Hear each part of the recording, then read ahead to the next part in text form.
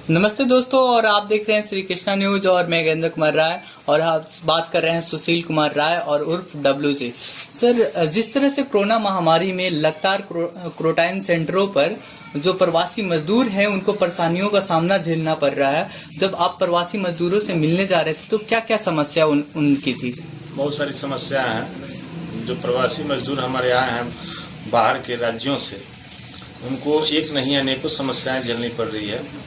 उनके यहाँ उनको अच्छा से सोने के लिए बेड नहीं है, उनको खाने के लिए समय पे खाना नहीं है, उनको जो सरकार जो पेपर में और कागज में जो कह रही है उसके अनुरूप उसके अनुसार एक भी मैं समझ सकता हूँ या कह सकता हूँ कि उसके अनुसार कोई मापदंड यहाँ के पदाधिकारियों के द्वारा नहीं अपनाया जा रहा है और इसका शिकार हमारे सारे प्रवासी मजदूर हो रहे हैं।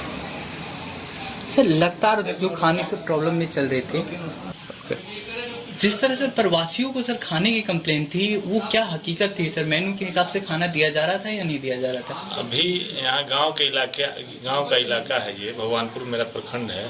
अभी स्थिति ये है कि यहाँ पे बीडीओ साहब बोल दिए हैं कि भाई मुखिया जी आप अपने पंचायत में प्रत्येक पंचायत में 2-2 क्वारंटाइन सेंटर अभी तो सर क्वारंटाइन सेंटर जो है वो ब्लॉक लेवल पर, और आवागमी 15 जून के बाद में क्वारंटाइन सेंटर बिहार का निर्देश है वो बंद कर दिया जाएगा। वो बंद कर दिया जाए, ठीक है। ब्लॉक लेवल पे है, ब्लॉक लेवल के बाद पंचायत में जब आया तो मुखिया जी लोगों के यहाँ से खाना खिलाया जा रहा है। ये सरकार की कोई व्यवस्था नहीं है। और कहीं कहीं तो ऐसा है कि मुखिया जी लोग अपने से कह रहे हैं कि हम दे रहे हैं, हम खाना दे रहे हैं। जो जनप्रतिनिधि हैं वो कह रहे हैं कि हम खाना दे रहे हैं, सरकार की कोई इसमें भूमिका नहीं है। और वो लोग खाने के लिए मजबूर है। सर, प्रवासी मजदूर बिहार में बहुत ज्यादा दूसरे राज्यों से आए हैं जो बिहार के निवासी हैं, उनके लिए रोजगार की बहुत बड़ी समस्या बढ़ी है। आप भी एक जिला पार्षद हैं और मतलब आपका नेतृत्व है कि किस प्रकार से उन लोगों की रोजगार की व्यवस्था की जाएगी? देखिए, सबसे पहले मैं आपके चैनल के माध्यम से मैं ये बता दूं कि ये सरकार जो नीतीश कुमार की सरकार है एकदम निकम्मी सरकार है। इससे कोई आशा और विश्वास करना मतलब कि बेईमानी होगी, क्योंकि 15 वर्ष हो गए और 15 वर्षों से हम लोगों ने देखा लालू राज था तो उसको जंगल राज कहा गया, और ड्यू टू जंगल राज कहने के चलते लालू राज हट गया बिहार से।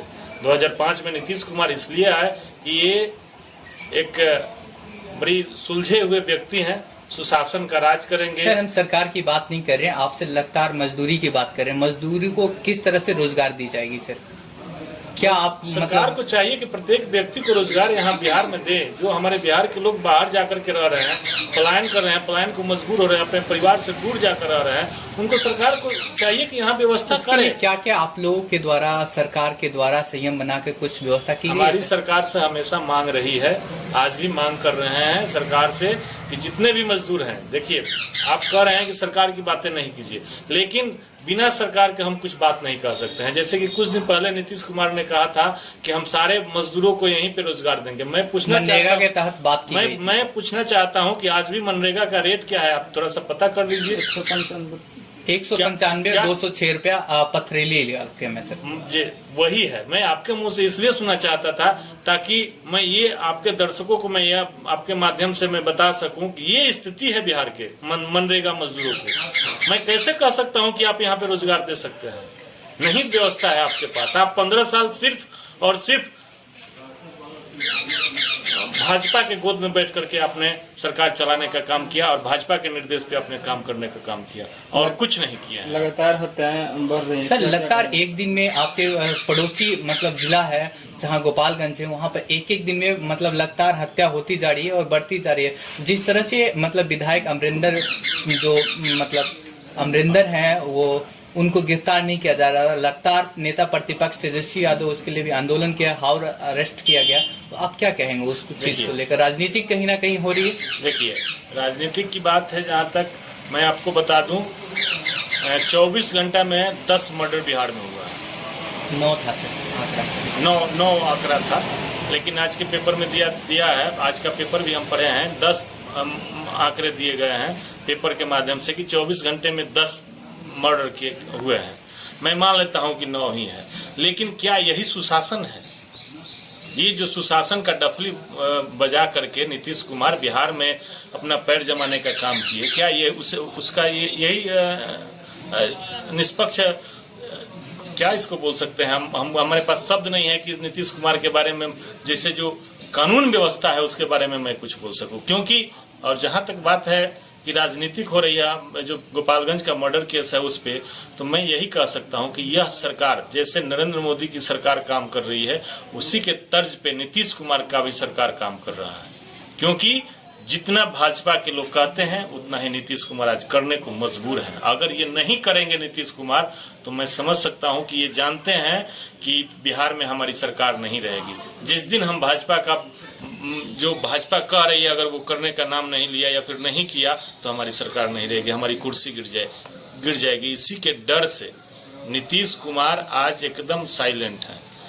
कोरोना महामारी में देख लिए कि बिहार की स्थिति, बिहार के मजदूरों को, बिहार के गरीब गुरबा लोगों का क्या स्थिति रहा सर। बिहार कानून व्यवस्था में क्या कानून व्यवस्था में क्या स्थिति रहा है अभी बिहार का, ये सारी बातें हैं, नीतीश कुमार से होने वाला नहीं है।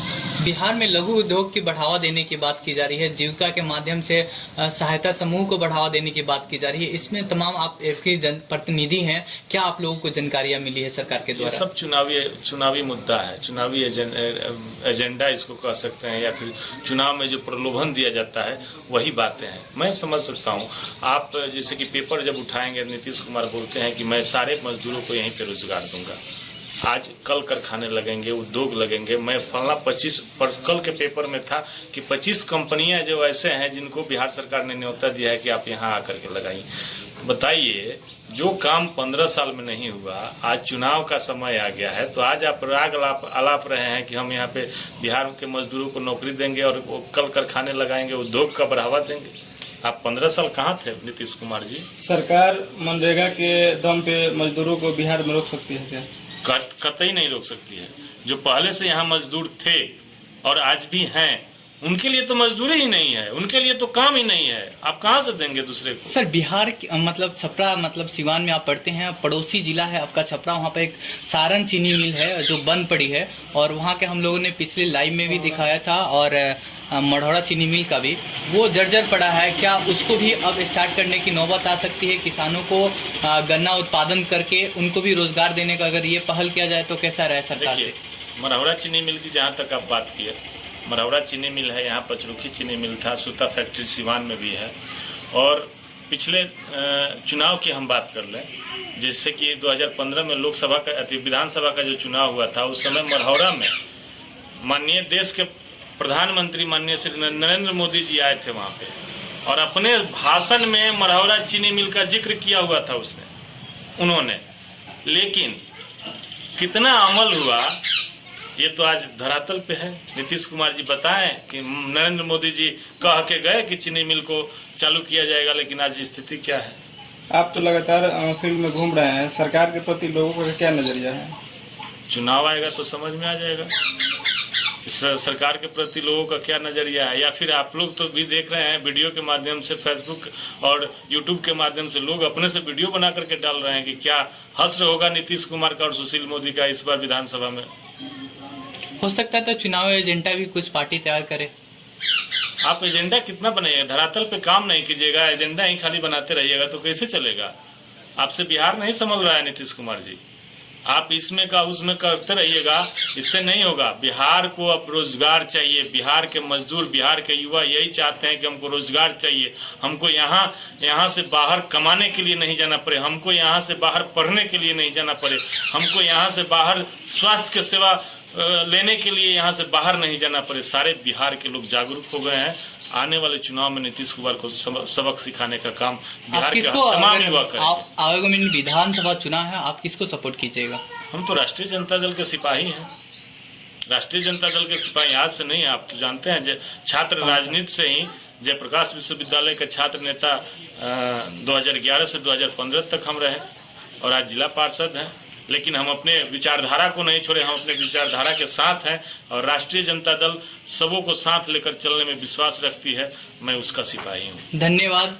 मैं बदलता बिहार से गजेंद्र कुमार राय अर्जुन के साथ।